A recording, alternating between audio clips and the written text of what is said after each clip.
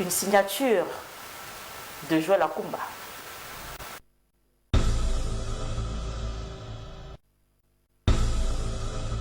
Au moment où les acteurs du secteur sanitaire se vantent d'une prétendue propreté généralisée dans les hôpitaux du pays, les populations, elles, dressent un constat sombre et bref. Les hôpitaux de l'État sont sales. Il n'y a que les cliniques qui sont propres. Si, sur le plan de la salubrité, rien ne va, les Camerounais pensent également que l'accueil laisse à désirer. L'accueil dans certains cadres hospitaliers, ce n'est pas encore ce qu'on demande. En Europe, par exemple, c'est très différent. On t'accueille avec beaucoup de chaleur en fait. C'est pas encore le cas avec nous. Parce que tu imagines un peu une infirmière qui n'a pas par exemple touché son salaire à la fin du mois. Imaginez un peu son humeur à l'instant où tu arrives. Autre grief porté contre les hôpitaux publics, la prise en charge des patients. Parce que là-bas, si tu n'as pas l'argent, tu vas mourir. Tu n'as pas l'argent, tu meurs. Au l'hôpital central de Yaoundé, numéro 1. Les autres en suivent. Parfois, tu vas arriver dans certains établissements hospitaliers, tu vas trouver les malades qui sont là à agoniser, qui attendent.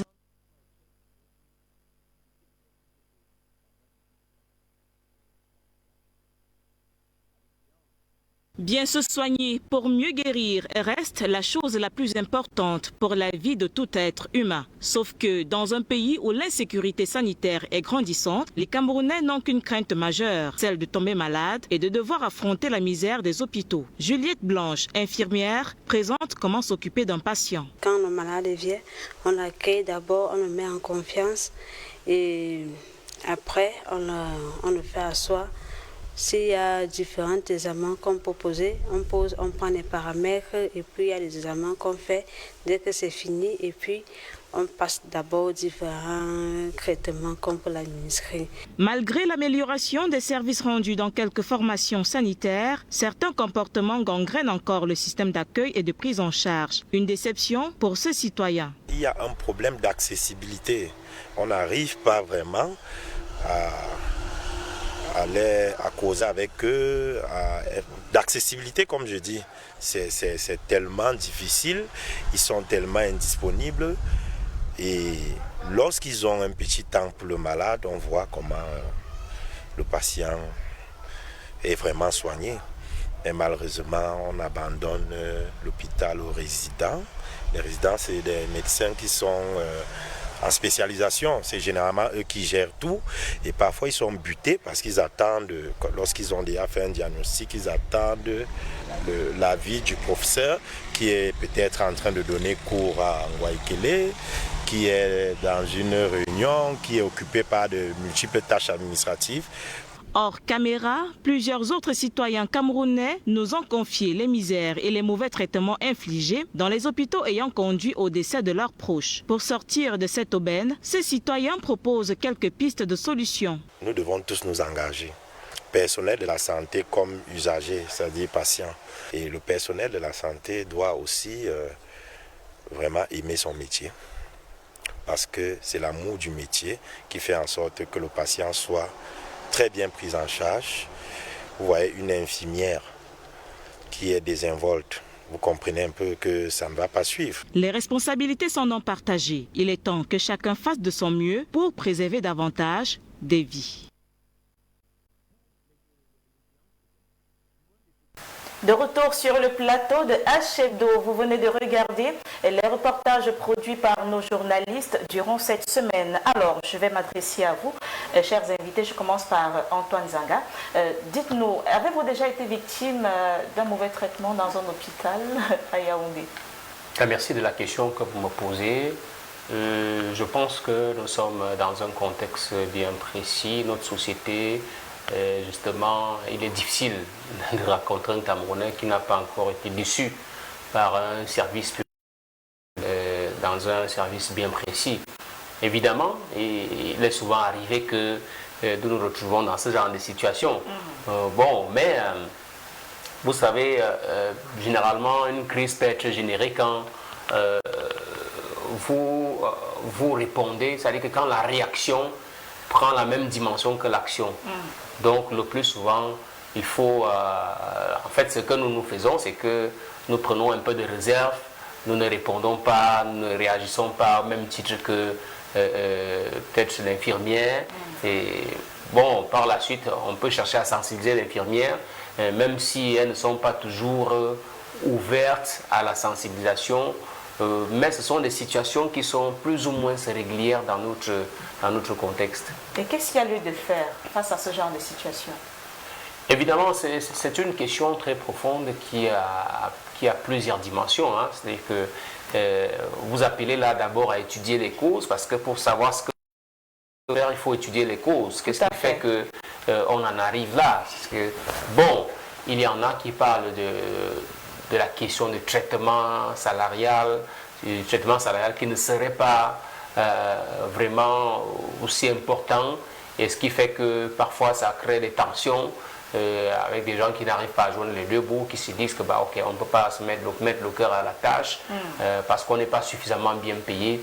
Donc il y a les conditions de travail, c'est-à-dire qu'au-delà des questions salariales, il y a même les lieux, le milieu dans lequel on travaille, il y a les instruments qu'on utilise pour travailler, parce que vous savez que parfois il y a un manque de matériel pour travailler, et donc ça pose problème. On ne peut pas travailler efficacement. Ça nourrit, ça alimente les tensions internes qui peuvent se répercuter sur ou bien comme l'infirmière peut projeter sur le malade qui arrive.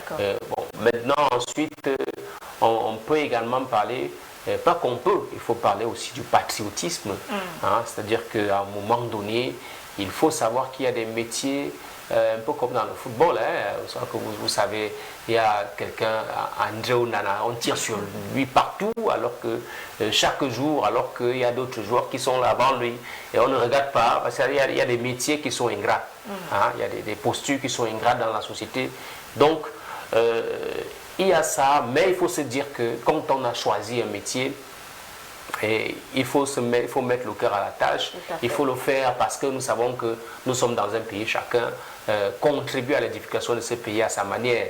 Et bon, au-delà de ces causes, donc, quand vous parlez après les causes, il faut donc voir comment est-ce qu'on peut résoudre ça. Et évidemment, naturellement, il faut revoir les salaires de ces gens, parce que quand vous arrivez, vous observez les conditions dans lesquelles ils travaillent, vous vous dites, mais attends, ça ne donne pas envie à un enfant de vouloir être médecin. Hein. Quand vous voyez le traitement qui leur est souvent réservé, quand ils sont dans une méthodologie de revendication de leurs droits, c'est souvent, parfois, c'est les forces de l'ordre qu'on envoie, les forces de sécurité, on les brime, et ça, ce n'est pas bien.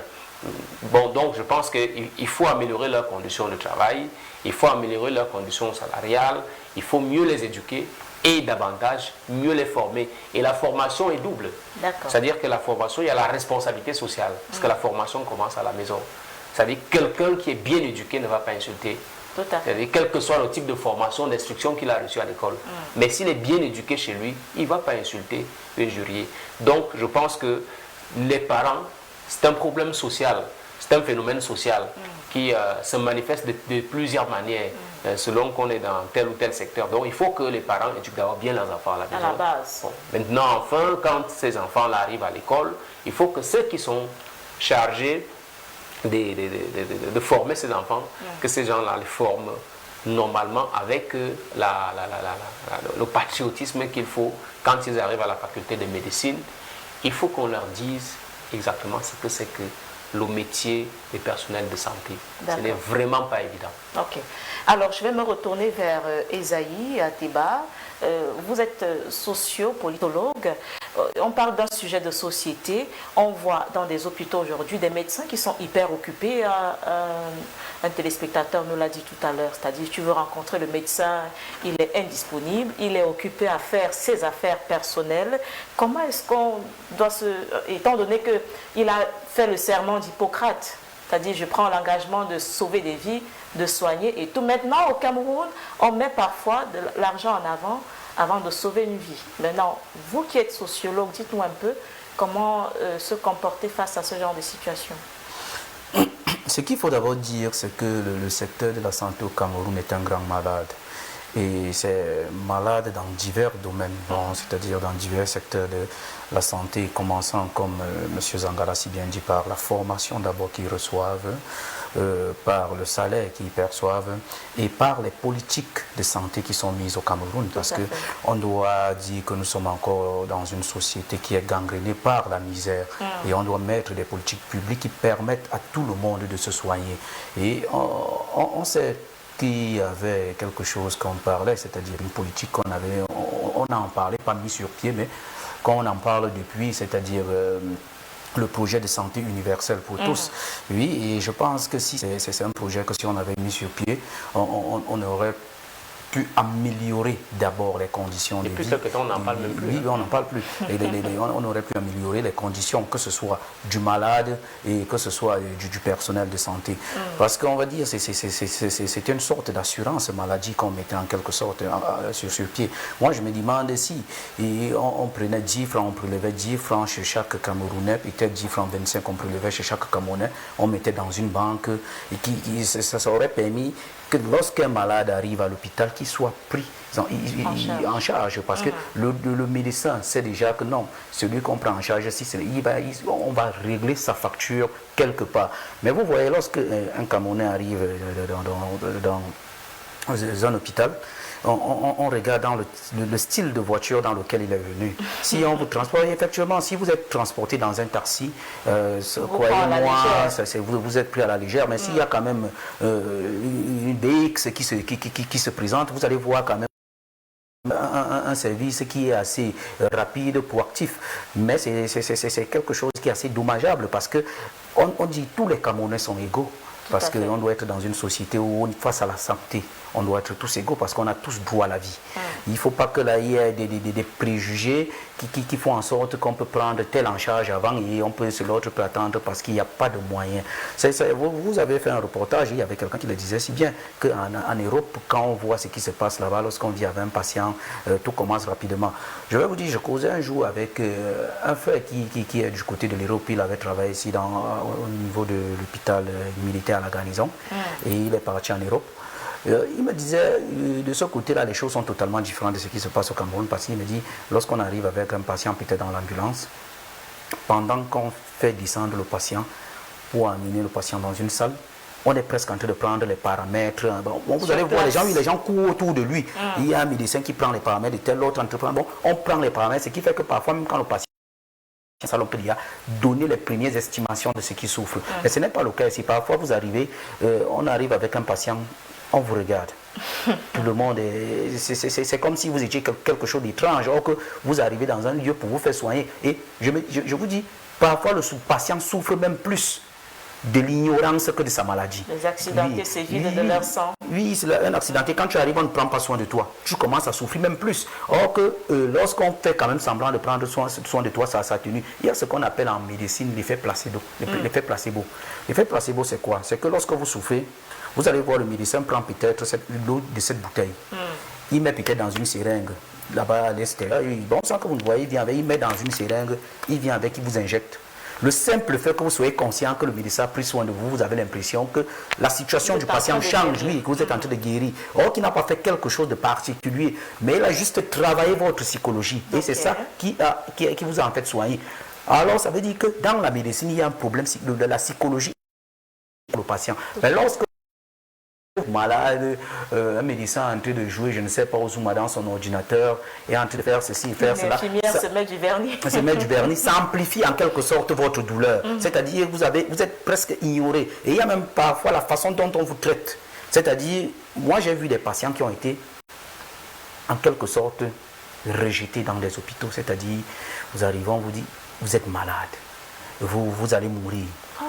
Oui, parfois on vous donne le sentiment que vous allez mourir et on ne peut plus vous soigner. Allez attendre, allez avec votre patient à la maison, il ne peut pas attendre la mort sur place.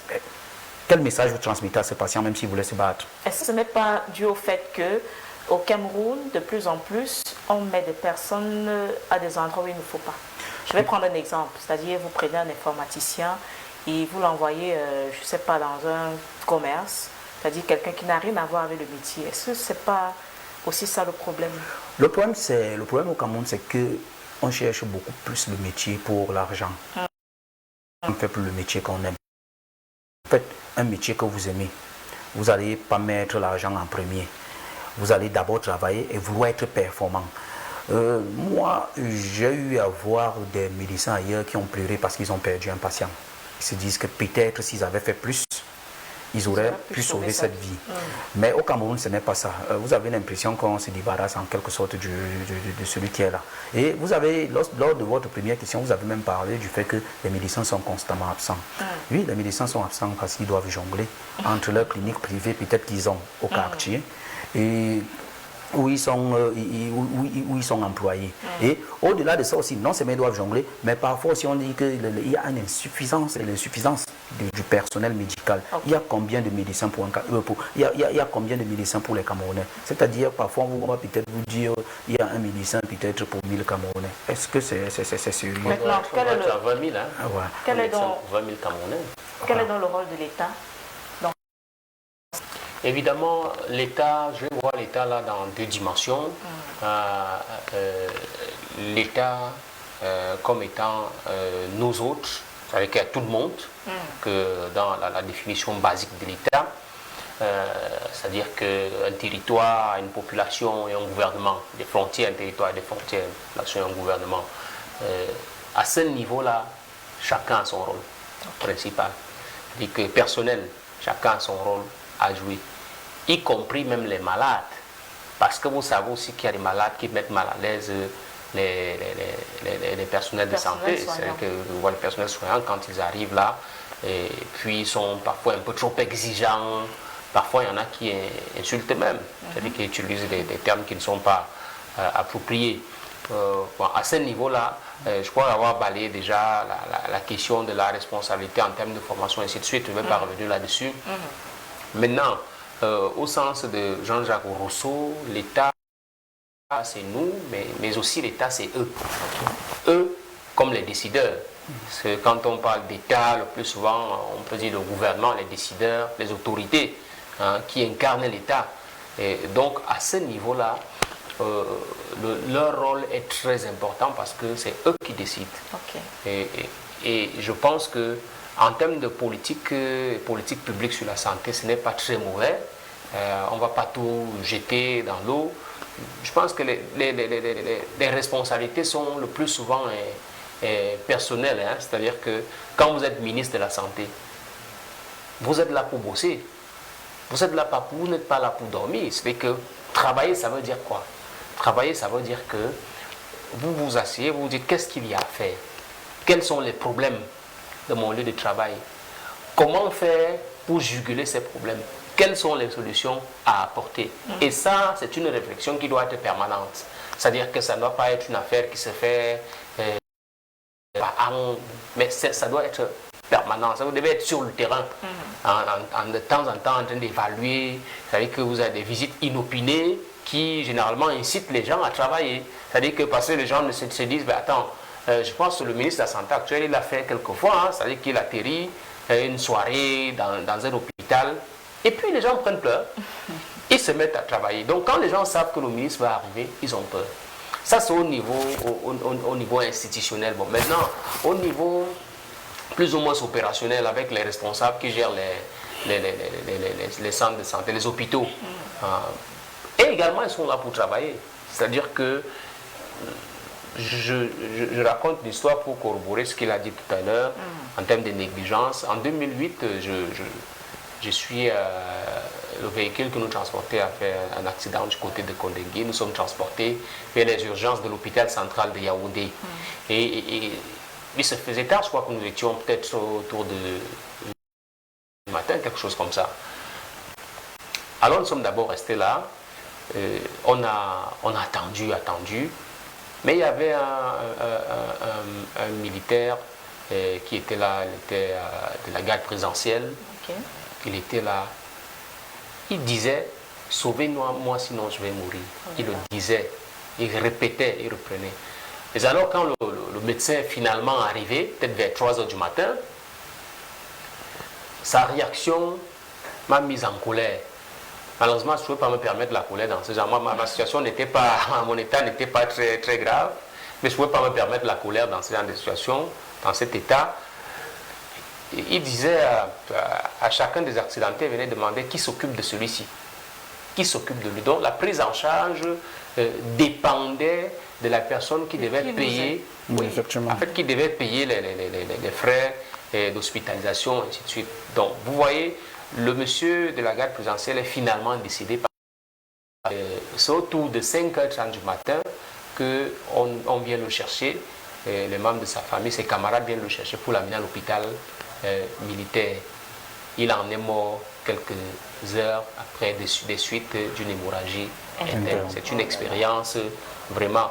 Donc, en réalité, et vous avez aussi observé quelque chose dans les hôpitaux. La garde dans la nuit, ce sont les étudiants qui se font la garde dans la nuit. Ici à l'hôpital central, c'est-à-dire que le médecin, vous avez du mal à trouver un médecin capé qui est là pendant la nuit. Donc s'il y a un incident dans la nuit, généralement ce sont des étudiants de 2e, 3e année qui sont là, qui n'ont pas l'expérience, qui n'ont pas l'expérience nécessaire. Moi je ne peux pas leur en vouloir parce que ils sont là, ils travaillent par l'hôpital. Ceux qui gagnent des salaires, qui sont payés par l'État, c'est eux qui doivent être là dans la nuit. Si vous devez travailler dans la nuit, soyez là. Ne laissez pas les petits étudiants. Donc il est question, de mon point de vue, de mieux organiser le travail dans les hôpitaux. Et cette bonne organisation, elle dépend d'abord des responsables des hôpitaux, ceux qui dirigent les hôpitaux, les directeurs des hôpitaux. Ils ont un travail énorme. Ils ne cherchent même pas à s'assurer si l'accueil est... Les gens ne font que se plaindre, les gens passent le temps à se plaindre, mais ça ne leur dit pas grand-chose. Ils ne cherchent pas à savoir est-ce que les gens sont bien accueillis, est-ce que les gens sont bien pris en charge, est-ce que voyez-vous, les gars malades, je vois les gens dormaient j'ai vu derrière l'hôpital, le bureau du directeur de l'hôpital central, c'est que derrière là, les gars malades étaient là parce que les gens ne sont pas sûrs que leurs malades seront bien traités, sont obligés de rester là. Et donc je pense que ce sont des images qui ne sont pas bien pour nous. Les gens doivent savoir qu'il faut travailler. Et je rejoins pour finir mon frère en face. Effectivement, les salaires ne sont pas ce qu'ils sont au Cameroun, mais c'est ce que nous avons. Tout à fait. On fait comment? Puisqu'on n'a que ça. Ceux qui s'en vont pour partir, qui vont chercher fortune ailleurs, qui vont au Canada et consorts, je ne leur en veux pas. Mais je voulais leur dire que, vous savez, le Canada est passé par des moments que nous traversons. Sauf qu'ils ils ne se sont pas expatriés. Hein. Ils sont restés là pour construire leur pays pour les générations futures. Aujourd'hui, ces pays sont développés. Quand vous lisez Germinal qui traduit, d'Émile Zola qui traduit un peu la réalité en France dans les années 1700, au 18e, 19e siècle. Vous voyez un peu, ça dit que c'est pire. Ça dit que c'est pire que ce que nous vivons aujourd'hui. Donc il faut que les gens sachent que ce pays, chacun a une responsabilité personnelle. Il doit faire son travail. Même si les conditions de vie sont difficiles, il faut d'abord faire son travail à son niveau. Il faut que demain qu'on dise que c'est parce qu'il n'a pas eu les conditions que le travail n'a pas été bien fait. Mais pas parce qu'il n'a pas eu la volonté de travailler. Avoir la conscience professionnelle, c'est ce que nous retenons de ce que vient de dire Antoine Zanga. Nous allons passer au prochain reportage de notre émission. Nous allons parler cette fois de l'éducation. On parlait déjà de la formation du personnel soignant dans les hôpitaux pour améliorer la situation sanitaire au Cameroun. Nous allons parler à présent de l'éducation de nos enfants qui sont de plus en plus récalcitrants, qui font de plus en plus de bêtises au lieu de faire la seule chose qui est importante, c'est-à-dire l'école. Et pour être édifiés là-dessus, nos reporters Henri Matip et Eric Njata ont travaillé là-dessus. Regardons plutôt et on se retrouve juste derrière. Scolaire.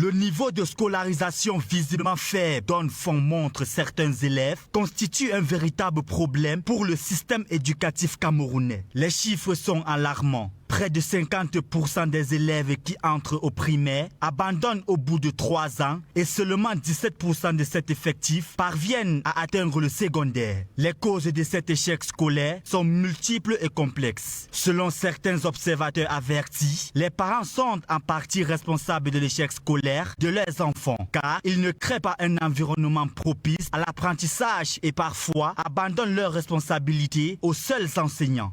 L'échec scolaire, c'est les parents et l'État. Les parents, entre-temps aussi, ont la paresse. Les parents ont beaucoup échoué. Donc, on ne peut pas dire que c'est l'enfant. Parce que l'enfant est comme l'arbre. Quand l'arbre pousse, quand il trouve où il y a blocage, il décolle, il change de trajet. Mais s'il trouve où il n'y a pas de blocage, l'arbre va grandir normalement, ça va pousser normalement. Mais dès que les parents ne font pas ce qu'il faut, la rue va les éduquer. Donc nos parents ont beaucoup échoué, les parents de cette génération ont beaucoup échoué. Cependant, d'autres pensent que les enseignants n'exercent plus véritablement leur travail comme il se doit. Le système éducatif actuel, favorisant les recherches personnelles des apprenants, constitue lui-même aussi un facteur d'échec scolaire, d'où un abandon total des élèves à leur triste sort. À l'heure actuelle, si tu n'arrives pas à trouver un répétiteur pour ton enfant, il aura toujours l'échec. Puisque les enseignants ne donnent plus cours normalement. C'est ça qui nous dérange.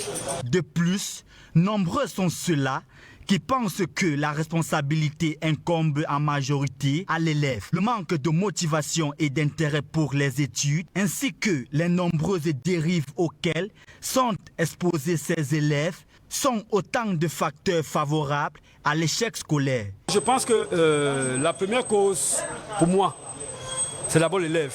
Parce que l'élève doit être conscient. L'enseignant a fait son droit, il a fait son mieux, mais maintenant, c'est le parent et l'élève. Et surtout l'élève. Parce que si l'élève est conscient, et qu'il étudie, qu'il fasse bien ses devoirs et tout, il réussit.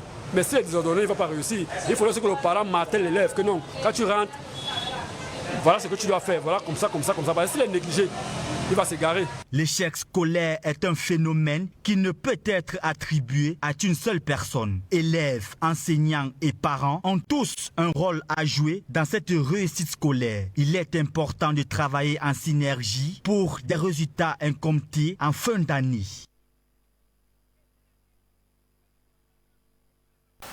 De retour sur le plateau de HF2, vous venez de regarder le reportage de Henri Matif qui est allé dans quelques établissements scolaires pour toucher du doigt les réalités concernant la réussite scolaire. Et on se rend compte qu'aujourd'hui, de plus en plus, les élèves travaillent mal à l'école, je vais le dire ainsi.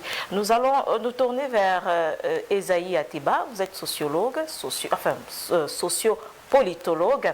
Maintenant, dans le reportage, on dit c'est les parents, c'est les enfants, c'est les enseignants. Qui est vraiment à l'origine de l'échec scolaire? Je vais dire qu'accuser les élèves dans ce cadre n'est pas vraiment propice parce que l'enfant doit recevoir une éducation. Parce qu'on dit, il y a quelqu'un qui dit l'éducation, c'est la famille qui la transmet et l'instruction, c'est l'État qui la donne. Bon, il va falloir que les parents d'abord, les parents prennent leurs responsabilités. Moi, j'ai été éduqué dans un cadre où l'enfant était l'enfant d'une communauté. C'est-à-dire que l'enfant était éduqué par l'ensemble de la communauté. Et c'est ce qui doit normalement se passer. Mais on a aujourd'hui des parents qui s'approprient de plus en plus les enfants et n'éduquent pas les enfants pour qu'ils puissent s'intégrer dans la société. Parce qu'on éduque un enfant pour qu'il s'intègre dans une société. Mais ce n'est plus le cas aujourd'hui. Chaque parent veut en quelque sorte chouchouter son enfant, on veut donner l'éducation qu'il voit dans les chaînes venant d'ailleurs. Mais on ne peut pas, dans un pays qui veut se développer, on ne peut pas éduquer les enfants comme on le voit chez les autres parce qu'ils ont, on va dire, ils ont fait le travail chez eux. Ils peuvent en quelque sorte changer de façon d'éduquer les enfants. Quand on se retrouve avec les enfants qui sont presque les patrons de la maison, qui donnent le tempo, c'est eux qui choisissent la façon dont ils doivent être éduqués, c'est quelque chose de grave. Les enfants choisissent ce qu'ils doivent manger, c'est comment ils doivent s'habiller. Les parents sont presque spectateurs de l'éducation de leurs enfants et comme quelqu'un a dit, ils vont s'éduquer dans la rue. Bon, il va falloir qu'on ait des parents qui, de plus en plus, sont présents dans l'éducation de leurs enfants. Oui, je suis d'accord que peut-être la situation économique fait en sorte qu'on a des parents qui sortent tôt le matin pour aller chercher la vie, rentrent très tard le soir, sont fatigués, n'arrivent pas à essayer de contrôler, mais il va falloir trouver des moyens comment juguler tout ça parce que oui, on est d'abord parents et la responsabilité d'un parent pour l'enfant, c'est de l'éduquer la santé. Je vais maintenant dire la responsabilité de l'État au niveau peut-être éducatif, c'est-à-dire ce qu'on apporte à l'enfant. Moi, je vais encore le dire, nous on a grandi dans des anciennes sociétés où c'est l'enseignant qui faisait peur à l'enfant. Ce n'était pas l'inverse. Aujourd'hui, on a plutôt l'impression que l'enseignant a peur de ses élèves, oui, parce qu'on a des élèves qui viennent avec des couteaux, des poignards et tout le reste dans les établissements. On a même eu des enseignants qui sont tombés sur le coup des poignards des élèves. On a dilué en quelque sorte l'autorité de l'enseignant sur les enfants. Oui, c'est vrai, il fallait peut-être retirer le fouet, mais qu'est-ce qu'on met à la place? Est-ce qu'on a maintenant cet enfant qui peut tout faire sans être puni? C'est ça le problème aujourd'hui. Est-ce que l'enfant doit tout faire sans être puni? Et il va aussi falloir revoir les programmes scolaires parce que j'ai l'impression que de plus en plus, on veut donner les diplômes aux enfants. Mais est-ce éduquer ses enfants? Maintenant, Antoine, il y a de cela une semaine ou alors 2 semaines, les enseignants sont assis, le syndicat des enseignants s'est réuni avec les membres du gouvernement pour revoir leurs conditions de travail. Est-ce que ce n'est pas ça la cause de cet échec scolaire? Si, c'est l'une des causes, ce n'est que l'une des causes. Vous savez, généralement, dans ma formation, je suis toujours en train d'étudier ce qui a fait. Je ne cherche pas à regarder où nous sommes tombés, je regarde là où on a trébuché. C'est-à-dire que comment on a fait pour en arriver là? C'est la situation. Donc, justement, sur les causes, les responsabilités sont partagées. C'est-à-dire qu'on peut trouver les causes au niveau de la cellule familiale, au niveau du corps enseignant, au niveau même de l'État. Donc en fait la responsabilité elle est sociale, c'est la société qui produit l'enfant et les citoyens. C'est cette société-là qui oriente ces enfants et c'est cette société qui est victime ou bien qui bénéficie des retombées de l'éducation qu'elle a donnée à l'enfant. Donc au niveau de la cellule familiale, effectivement, il y a ce relâchement aussi de l'éducation des parents. Les parents sont moins regardants, ils sont moins autoritaires et bon, ils se disent que, je ne sais pas, bon, et puis ils sont moins présents. Et pourquoi ils sont moins présents, il faut aussi comprendre parce que, pour compléter, c'est que, ou bien pour expliquer à ma manière, c'est que mon copanéliste d'en face a dit, c'est que à une certaine période, dans les années 80-90, les années qui ont connu notre enfance, les femmes ne travaillaient pas beaucoup. Les mamans étaient sur place. Donc, elles veillaient à notre éducation. C'est-à-dire que quand on arrivait dans les quartiers, très peu de femmes avaient un emploi. Et donc, elles pouvaient mieux s'occuper des enfants quand on rentrait de l'école à 11h45 pour repartir à 14h. Mais on trouvait que la maman a préparé. Et donc, on restait avec la maman là. Elle prenait le temps d'échanger un peu avec nous. On mangeait et puis on repartait à l'école. Bon, aujourd'hui, sur cet aspect-là, ce n'est plus trop le cas. La preuve, vous êtes là, nous sommes le week-end. Vous êtes là, vous êtes en train de travailler. Et ce qui n'est pas évident.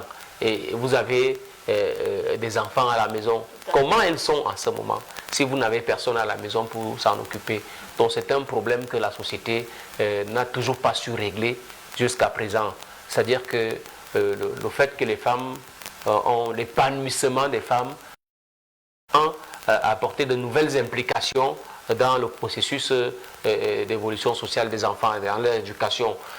Bon, maintenant, au-delà de la cellule familiale, la responsabilité du corps enseignant est effectivement la baisse d'autorité qui peut s'expliquer de plusieurs manières. C'est-à-dire que les enseignants, ils sont d'abord des parents aussi. Hein, c'est-à-dire que tel qu'ils se comportent à la maison, ils ne se comportent pas très différemment à l'école. C'est-à-dire que les parents qui ont baissé l'autorité à la maison, quand ce parent-là, enseignant, quand il arrive en classe, ne pensez pas qu'il sera plus autoritaire que lorsqu'il est à la maison.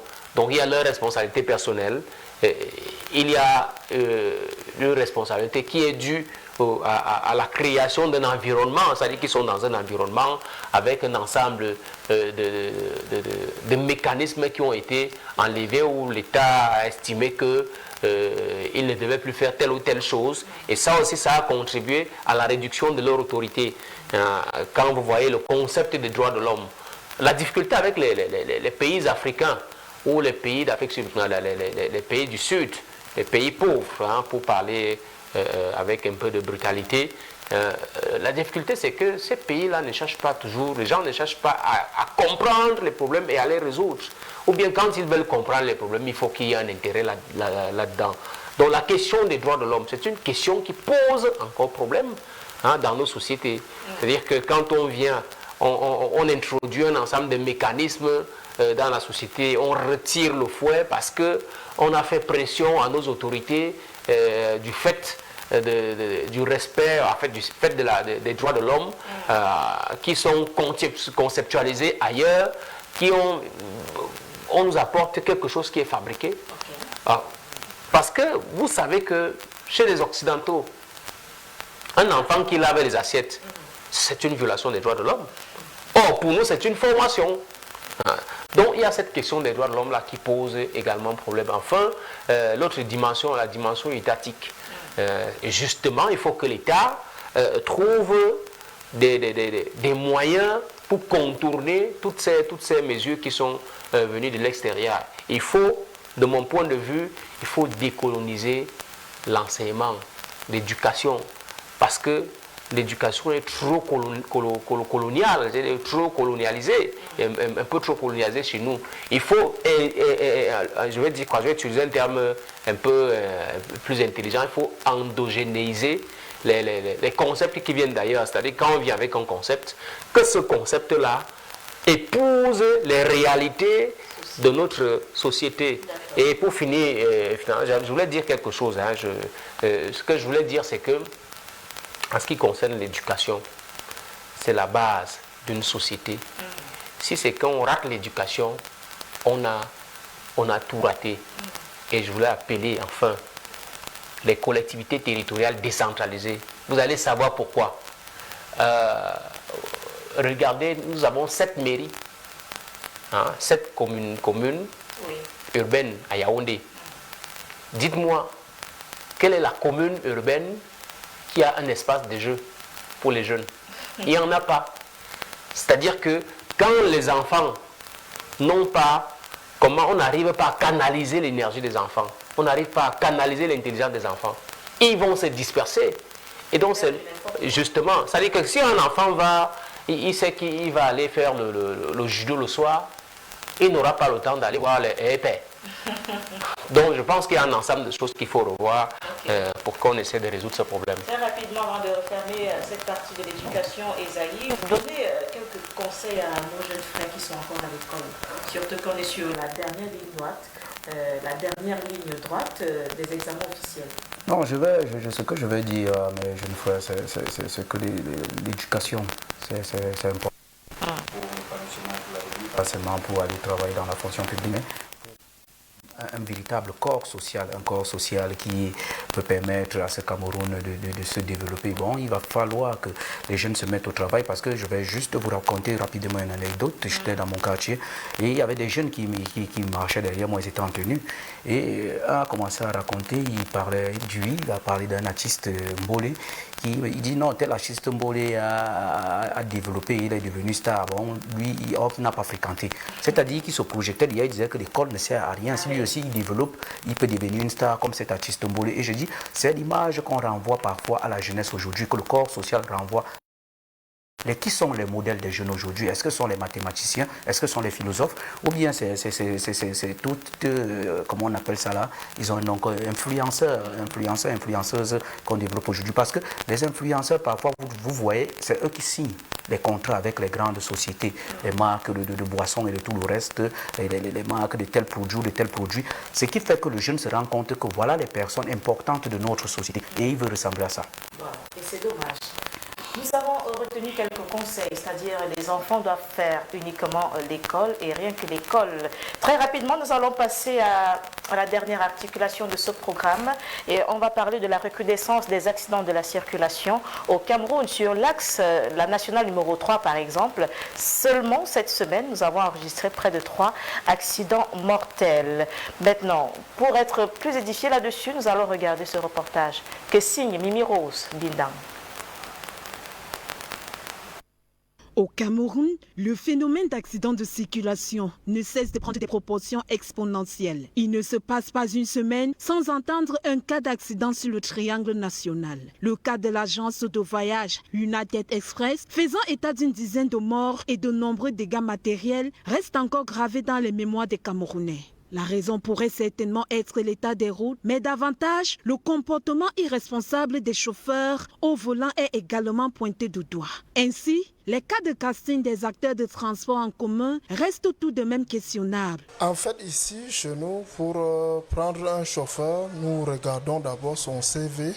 Nous ne pouvons pas prendre un villageois parce que si nous le prenons, il pourra facilement faire l'accident. Donc avant que nous prenions un chauffeur ici, on regarde son CV, on regarde également son permis de conduire. Donc c'est ces deux éléments-là que nous nous basons d'abord avant tout. Bien que les critères de sélection semblent être respectés, faudrait peut-être aussi faire évocation des cas de routine afin d'éviter les accidents de circulation. Pratiquement, à tout moment, nous faisons des petites réunions avec le chauffeur. Nous lui donnons des conseils, des directives, des nouvelles orientations à tout moment pour éviter ce genre d'accidents. En temps normal encore, quand un chauffeur, peut-être je prends un exemple, quand un chauffeur quitte peut-être le Douala pour Yaoundé, il a un petit temps de se reposer. Nous ne pouvons pas forcer un chauffeur quittant le Douala, il arrive à Yaoundé, nous les obligeons de continuer encore sur Bertois. Vraiment, c'est le risque que nous évitons à chaque fois pour ne pas que nous nous retrouvons dans les cas des accidents. Ainsi, il est donc important de rappeler quelques règles pratiques aux chauffeurs de conducteurs de véhicules ou de transports en commun. Une fois au volant, revoir leur comportement à bord, rouler à une vitesse acceptable et indiquée pour prévenir d'éventuels accidents. La concentration doit être de mise et la consommation d'alcool prohibée. Car ne dit-on pas souvent que la route ne tue pas, mais c'est nous qui tuons. Alors, prudence.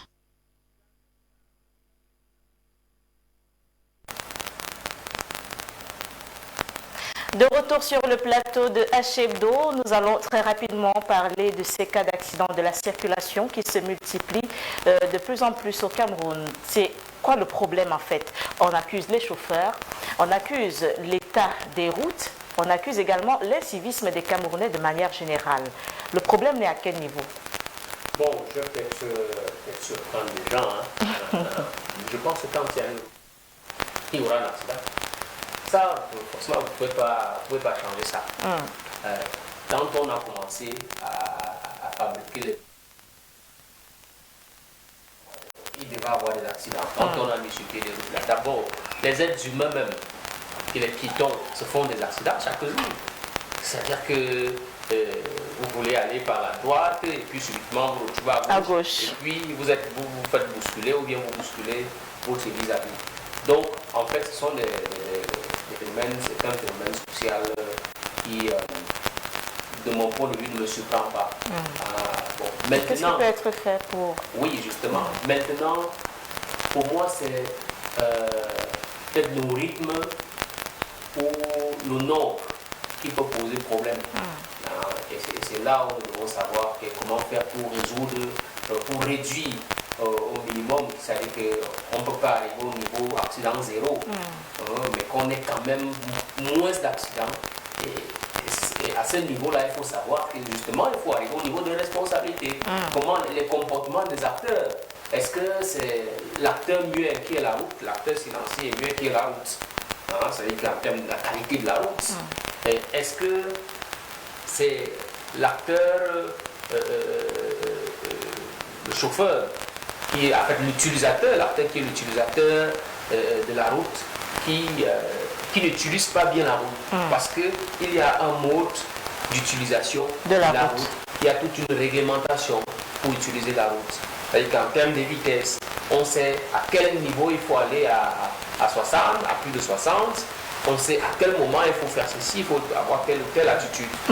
Donc, bon, maintenant, l'autre chose, est-ce que c'est l'acteur organisateur? C'est-à-dire que je veux parler de l'État, c'est-à-dire que les autorités. Que les autorités ont leur responsabilité aussi.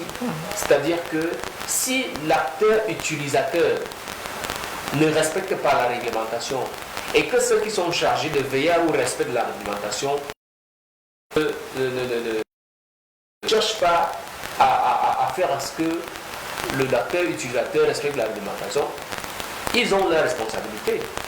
Si l'acteur qui organise, qui produit les routes, ne cherche pas à voir si la route est encore en bon état, si la route est bien utilisée, si la dimension de la route est encore normale par rapport au nombre d'utilisateurs. S'il ne fait pas ce travail, effectivement, il y a ce problème. Et c'est pour ça que, effectivement, bien que moi je sois un fervent supporter du président Paul Biya, j'ai toujours eu un discours réservé vis-à-vis des acteurs de la République. C'est-à-dire que, comment je dis ça, peut-être pas trop réservé, c'est-à-dire que quand ils font mal, il faut leur dire que vous faites mal. Tout à fait. On a le problème des routes au Cameroun, ça se pose. Le problème des routes se pose. Bon, maintenant il faut aller voir est-ce que c'est un problème de la route quand on va mener les enquêtes. Mais cela n'enlève pas que, et depuis quelque temps quand même, les gens posent le problème de la qualité des routes. D'accord. Et pourquoi est-ce que les routes sont de plus en plus de mauvaise qualité, étant donné qu'il y a une mobilisation de fonds pour arranger une route, et puis 2 mois après, on se rend compte que la route en question est revenue à l'état initial, peut-être même elle est pire qu'avant. Et donc, je pense qu'à ce niveau, la responsabilité de l'État intervient. C'est à l'État, c'est aux décideurs, c'est aux autorités de régler ce type de problème. Mais ce qui est souvent embêtant, c'est que, au sein, parce que, vous savez, parfois, il y a des infiltrations, ça crée un brebis galeuse au sein des autorités. Mais il y a des gens qui s'arrangent à ce que le système reste ainsi. C'est-à-dire qu'on arrange une route, elle fait 3 mois, et puis encore appel d'offres, on arrange encore, et puis il y a des gens qui vivent derrière ça. Et ce n'est pas bien. D'accord. Et vous voyez, quand les gens meurent au cours d'un accident du fait de ce que la route n'a pas été bien arrangée, alors que les impôts des Camerounais ont été mobilisés pour qu'on arrange bien la route, vous ne savez pas. Les gens doivent savoir que les actes qu'ils posent, l'héritage, il y a l'héritage physique, il y a l'héritage spirituel. C'est-à-dire que vous, vos enfants, si vous ne payez pas, vos enfants vont payer. Ça, ce sont les règles de la nature. Tout à fait. Donc, ce qu'ils font là, ils font ça à leurs enfants. Bon, maintenant, ceux qui utilisent la route, beaucoup sont souvent fautifs, on l'a souvent observé. Parfois, même ici, en pleine zone urbaine, c'est que vous voyez les petits véhicules en jaune là, vous comprenez pas quelle est la vitesse qu'il engage à un certain moment. Donc, je pense qu'il faut faire attention. Et les gens qui ont les agences de voyage, Généralement, on a regardé le reportage, on dit que non, on regarde le CV et tout. Mais est-ce qu'il vous a dit, est-ce qu'il vous a parlé de la qualité des véhicules? Il ne parle pas de ça. Les véhicules qui prennent la route pour aller à Douala, vraiment on doit s'assurer que ces véhicules sont en bon état, en très bon état. Parce que parfois aussi il y a ce problème-là qui va causer à un moment donné des accidents. Donc voilà un peu ce que je peux dire là-dessus. Alors, Esaïe, qu'est-ce qu'on peut faire pour stopper l'hémorragie côté incivisme? On observe des chauffeurs qui roulent étant en état d'ébriété, des chauffeurs qui roulent étant fatigués, qui ne se reposent pas, des chauffeurs qui font vraiment à leur manière. C'est-à-dire, il porte des dizaines, des vingtaines de vies dans son véhicule, mais il se prend quand même, c'est-à-dire, je ne sais pas, la conscience même, conscience professionnelle d'un chauffeur. Et on a aussi ce cas de l'État qui octroie parfois des permis de conduire à des conducteurs juste comme ça. Qu'est-ce qu'on peut faire pour stopper l'hémorragie? Moi, je suis particulièrement intéressé par la situation de la route et les accidents que ça cause. Parce que j'ai fait plusieurs publications dessus, sur cet état, et moi,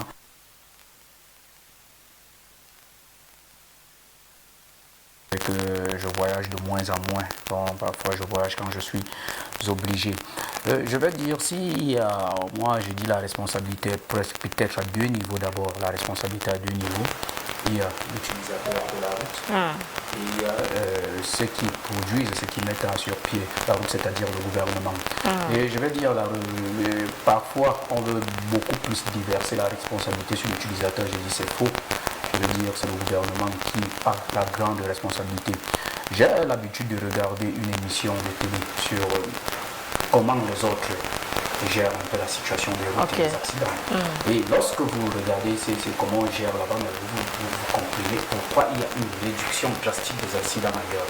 Parce que ceux qui doivent faire le travail font le travail.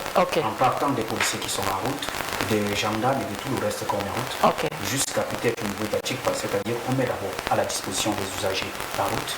Mais maintenant, on a aussi des contrôles, c'est-à-dire qu'il faut contrôler. Est-ce qu'il y a les alcotests au Cameroun?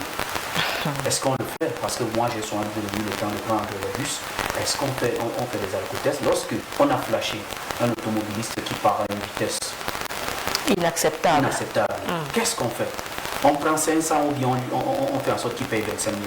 Lorsque vous prenez 1000 francs, ce monsieur va comprendre qu'il doit continuer comme ça. Parce qu'il y a comment on l'appelle, ce monsieur-là, je pense dans le Léviathan, il y a je pense Thomas Hobbes. Il disait qu'il faut généralement, la sanction doit être au-dessus de ce que celui qui a enfreint la loi gagne. C'est-à-dire, si vous avez enfreint la loi et qu'on vous sanctionne, vous devez perdre plutôt que gagner. Lorsque quelqu'un peut-être a brûlé un feu et qu'il paye 500, et qu'il a peut-être, je ne sais pas, 5-6 passagers qui vont donner 500 à l'intérieur, qui donnent 500, il part avec 2500. Mais lorsqu'il a enfreint un feu, et qui donne 25 000, comme c'est dans la réglementation, qui paye 25 000. Vous croyez que le taximan là va se payer 25 000 tous les jours? Non. Pas du tout. C'est-à-dire qu'il va se mettre en ordre. C'est parce qu'il n'y a pas de sanction. On va le dire, je veux le dire comme un artiste dit souvent, lorsqu'on a des lois sans répression, sans coercition, ce sont des loisirs. Donc il va falloir qu'on applique la réglementation et que ceux qui sont en marge de ce qui doit se faire doivent être sanctionnés. Les agences de voyage, les usagers de la route et tout le reste, dès qu'ils seront sanctionnés à la hauteur, vous allez voir que tout cela va revenir à la normale. Pour finir, les gens de route, c'est-à-dire Douala, doivent déjà avoir des autoroutes parce que le trafic qu'il y a entre Douala et Yaoundé ne peut plus accepter ce qu'on appelle soit axe lourd qui est juste une corde terrestre. Parfois les bus qu'on a aujourd'hui, vous utilisez les bus dernière génération sur les routes de je ne sais pas 1900 combien, des bus qui sont parfois, je vous dis madame, essayez de faire un croisement lorsque vous êtes dans un bus avec un goumier, vous avez l'impression que votre bus est en train de se secouer. Il va falloir qu'on mette des autoroutes sur cela et ça va réduire le nombre, ça ne va pas arrêter mais ça va réduire le nombre d'accidents drastiquement. Merci d'avoir donné votre avis. Merci à vous d'être passé sur le plateau. Nous allons, oui. Avant de conclure, d'accord, je vous l'accorde. Je voulais dire que il ne faut pas qu'on ait aussi l'impression que c'est la situation très grave au Cameroun. Même si on déplore les morts, Il faut dire que je voulais rassurer mon frère en face que si vous regardez les chiffres en Afrique, vous allez vous rendre compte que le Cameroun est très en matière de mortalité routière, en matière d'accident de la route. Je pense qu'en 2024, le Cameroun était 49e sur 54. C'est-à-dire qu'il y a plus d'accidents ailleurs. Au Cameroun, il n'y en a presque pas même. Merci d'avoir apporté cet éclairage. Alors, chers téléspectateurs, c'est ici que nous allons mettre un terme à ce programme. Nous allons remercier une fois encore nos invités du jour. Antoine Zanga, journaliste politique, merci d'être passé. Merci à vous. Et Esaïe Ateba, analyste sociopolitique, merci d'être passé. Merci, Fabien. Merci à vous, chers téléspectateurs, d'avoir regardé ce programme. Je vous retrouve avec le même plaisir, s'il plaît à Dieu, samedi prochain, lorsqu'il sera 12h30. Mais en attendant, je vous laisse en compagnie des programmes de Horizon 3 Télévision, tout en vous souhaitant de passer une très belle journée et un excellent week-end sans excès. Bonne journée à tous.